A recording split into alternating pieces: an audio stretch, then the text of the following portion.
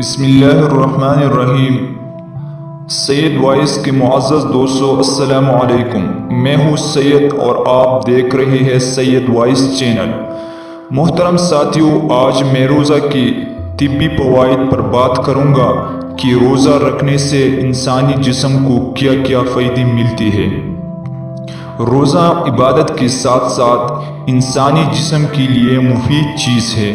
سائنسدانوں اور ڈاکٹروں کی ریسرچ کے مطابق روزہ سے جسم میں کوئی نقص یا کمزوری نہیں ہوتی، بلکہ روزہ رکھنے سے صرف دو کانوں کی درمیانی وقفہ معمول سے کچھ زیادہ ہو جاتا ہے اور 24 گھنٹوں میں مجموعی طور پر اتنی کیلوریز اور پانی کی مقدار جسم کو مل جاتی ہے جتنی عام دنوں میں ملتی ہے۔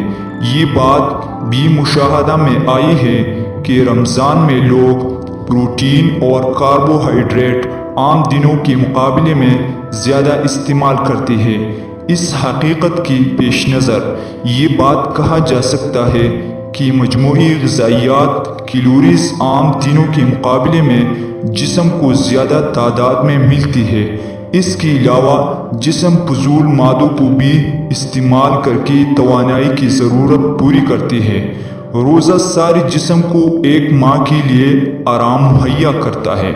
روزہ کی وجہ سے دل کو 4 یا 5 گھنٹے آرام ملتی ہے اور یہ آرام روزہ کے بغیر ناممکن ہے۔ دل کو یہ آرام دینا سال میں 1 ماہ کے لیے دینا سائنس سے ثابت ہے۔